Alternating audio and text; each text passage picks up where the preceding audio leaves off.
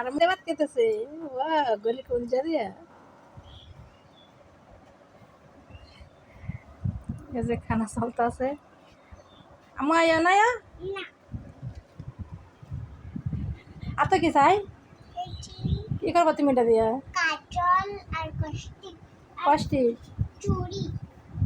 দুষ্টামি করতেছে আমার আম্মুটা মই তোমার দিকে আয় এদিকে আয় বাবা পাত্রি খাওয়ালাম তুই না ভালো নিজের তো খেলাম আম্মু